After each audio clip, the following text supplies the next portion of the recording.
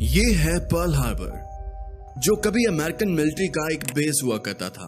World war 2 का सबसे बड़ा अटैक इसी जगह पर हुआ था, जिसके बाद ये जगह कुछ ऐसी हो गई थी।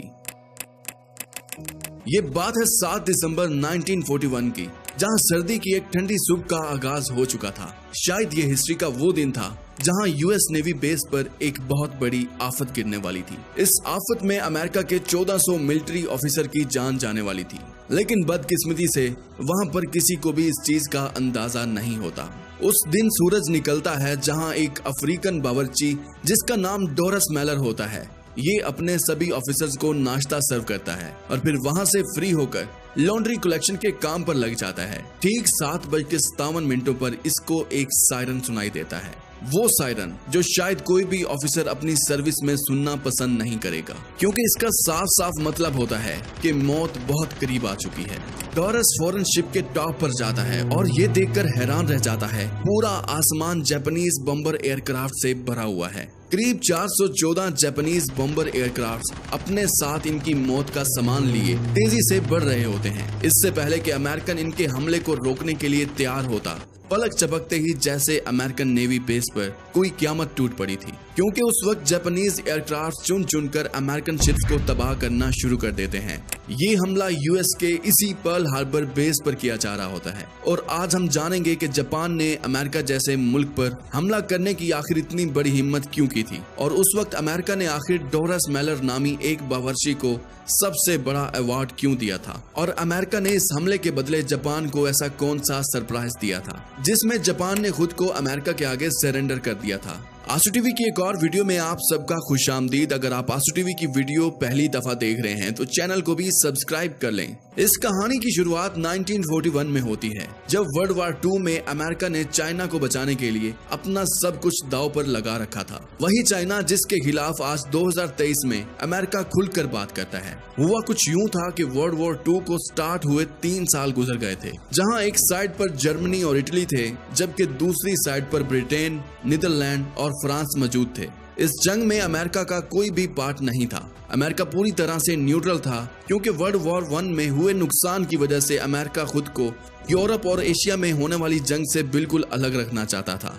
लेकिन एक मुल्क था जो अमेरिका को हमेशा से ही तंग कर रहा था, और वो कंट्री कोई और नहीं बल्कि जापान था। जापान के पास उस वक्त नेचुरल रिसोर्सेज खत्म होने की वजह से वो अपने आसपास के मुल्कों पर धड़ाधड़ कब्जा जमा रहा होता है, ताकि वो अपने मुल्क में नेचुरल रिसोर्सेज की डिमांड को पूरा कर सके। उस वक्त जापान कोरिया, ताइवान और चाइना के बड़े इलाकों पर कब्जा कर चुका था। पैसिफिक ओशन में ही जापान के करीब फिलिपाइन, मलेशिया और इंडोनेशिया पर भी इसकी बहुत बुरी नजर थी। पर मसला ये था कि मलेशिया ब्रिटिश की कॉलोनी थी, इंडोनेशिया नीदरलैंड की कॉलोनी थी और फिलिपाइन न्यूट्रल रहने वाले अमेरिका की कॉलोनी थी। इन सभी कंट्रीज को जापान के दूसरे मुल्कों पर कब्जा करना बिल्कुल भी ठीक नहीं लग रहा था, क्योंकि जापान के पीछे असल में हिटलर का हाथ था, और हिटलर शुरू से ही अमेरिका और ब्रिटेन का बहुत बड़ा दुश्मन था।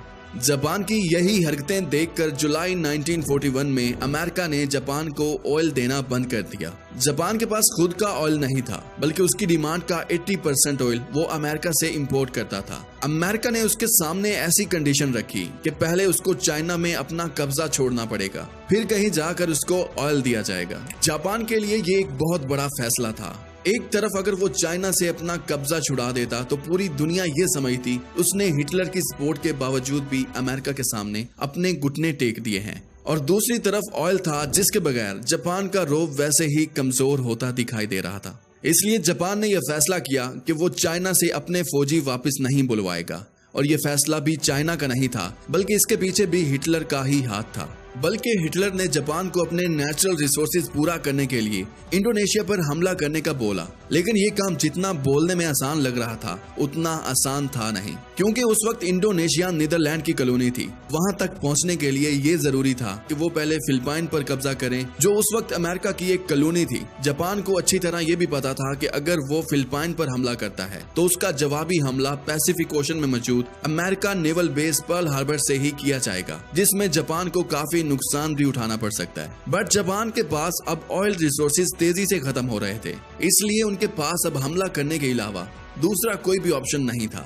इसलिए बिना सोचे समझे इन्होंने चुपके से हमला करने की तैयारी करनी शुरू कर दी। फिलिपाइंस पर नहीं बल्कि पर्ल हार्बर पर। जापानीज मिलिट्री लीडर ने यह फैसला किया कि वो अमेरिका की पर्ल हार्बर बेस पर एक ऐसा सरप्राइज अटैक करेगा जिसे पूरी दुनिया क़यामत तक याद रखेगी, और इस बेस को हमेशा के लिए खत्म करके वो फिलिपाइन पर अपना कब्जा जमा लेंगे। जापान अब चुपके से पर्ल हार्बर पर अटैक करने की प्लानिंग शुरू कर देता है। वो 15,000 लोगों की एक आर्मी तैयार करता है जिसमें 2 बैटलशिप्स, 39 सबमरीन्स, 30 डिस्ट्रॉयर्स और हैरतअंगेज तौर पर 414 बम्बर एयरक्राफ्ट मौजूद थे। इन एयरक्राफ्ट को 6 एयरक्राफ्ट कैरियर के जरिए पर्ल हार्बर की तरफ रवाना किया गया। दूसरी तरफ अगर पर्ल हार्बर पर खड़ी अमेरिकन फोर्स का अंदाजा लगाया जाए तो वहां भी 8 बैटलशिप्स, 59 एंटी एयरक्राफ्ट शिप्स, 4 सबमरीन्स और 390 एयरक्राफ्ट थे। अगर देखा जाए तो अमेरिका के पास भी जापान का हमला नाकाम बनाने के लिए काफी फोर्स मौजूद थी, लेकिन इस हमले के लिए जरूरी ये था कि इनको पहले से ही इस चीज का पता होना चाहिए था। पर जापान ये अटैक हर तरह से सीक्रेट रखना चाहता था, इसलिए जापानीज कमांडर ने ये सख्ती से ऑर्डर दिया कि वो हमले से पहले किसी किस्म का कोई वायरलेस कम्युनिकेशन नहीं करेंगे। जापान से निकलने वाली फोर्स सिर्फ 5 दिनों में ही 8,000 किलोमीटर का फासला तय कर चुकी थी, और अब ये पर्ल हार्बर से सिर्फ 370 किलोमीटर दूर थी। और यही वो पॉइंट था जहां से अब जापानीज एयरक्राफ्ट को पर्ल हार्बर पर हमला करने के लिए टेक ऑफ करना था। ये वर्ल्ड वार 2 का सबसे बड़ा हमला होने जा रहा था, जिसमें अमेरिका अभी तक शामिल ही नहीं था, बल्कि वो इसके लिए तैयार भी नहीं था। 7 दिसंबर 1941 सुबह को 7:57 पर 350 जापानीज एयरक्राफ्ट ने पर्ल हार्बर पर 2 अलग अलग ग्रुप्स में अटैक करके इस बेस की ईंट से ईंट बजाकर रख दी। अमेरिका जो इस हमले से बिल्कुल वाकिफ नहीं था, उन पर तो जैसे आसमान से क़यामत टूट पड़ी थी। जापानीज एयरक्राफ्ट के पहले ग्रुप ने यहाँ गोलों की बारिश कर दी। 45 मिनटों तक ये क्राफ्ट ऐसे ही पर्ल हार्बर पर हमला करते रहे और फिर वापस चले गए। पहले तो यूं लगा जैसे ये हमला खत्म हो चुका था, लेकिन फिर 10 मिनटों के बाद जापानीज बम्बर एयरक्राफ्ट का दूसरा ग्रुप आता है और बची बुची नेवल बेस को भी गोले बरसा कर तबाह कर देता है। यहाँ पूरे 1 घंटे और 15 मिनटों तक ये हमला इसी तरह जारी रहता है, जिसमें जापान का पलड़ा पूरी तरह से भारी रहता है। यहाँ तक कि अभी तक अमेरिका की तरफ से कोई जवाबी हमला भी नहीं किया गया था। अमेरिका के 20 वेसल्स, 8 बैटलशिप्स और 300 से भी ज्यादा एयरक्राफ्ट खड़े खड़े ही तबाह कर दिए गए थे। मंजर कुछ ऐसा था कि लगता था जैसे जमीन को आग और आसमान को काले धुएं के बादलों ने पूरी तरह से छुपा दिया हो। इसी दौरान अमेरिका की एक बैटलशिप में अफ्रीकन बावर्ची डॉरस मेलर भी मौजूद था, जिसको वीडियो की शुरू में इमरजेंसी सायरन सुनाई दिया था। ये खौफनाक सायरन सुनकर जब तक वो यहाँ से बाहर निकलता, आसमान से एक जापानीज मिसाइल सीधा उनकी शिप पर आ लगा, जिसमें शिप कैप्टन समेत बहुत सारे अफसर जख्मी हो गए थे। डॉरस ने अकेले ही इन जख्मियों को सेफ जगह पर शिफ्ट किया और फिर एंटी एयरक्राफ्ट मशीन गन पर जाकर खुद जापानीज एयरक्राफ्ट पर पलट कर वार किया। और अब तक का अमेरिका का ये सबसे पहला हमला था जिसने बगैर किसी ट्रेनिंग के मशीन गन की मदद से टोटल 6 जापानीज एयरक्राफ्ट को मार गिराया था। इस हमले में जापान के टोटल 29 एयरक्राफ्ट क्रैश हो गए थे। डॉरस मेलर पहला अफ्रीकन अमेरिकन था जिसको बाद में नेवी क्रॉस दिया गया था। ये अवार्ड यूएस नेवी का सबसे बड़ा अवार्ड था। पूरे 1 घंटा 15 मिनट हमला करने के बाद जापानीज एयरक्राफ्ट तो वापस लौट गए थे, लेकिन वो अब अमेरिका को भी वर्ल्ड वार 2 में धकेल चुके थे और शायद जापान नहीं जानता था कि अब अमेरिका उसका क्या हाल करने वाला है। अगले 3 महीनों तक अमेरिका अपनी नेवल बेस को दोबारा से रिकवर करने में लगा रहता है। अमेरिका का गुड लक ये था कि कई शिप जो हमले के दौरान शैलो वाटर में डूब गई थी, उनको अभी भी रिपेयर किया जा सकता था।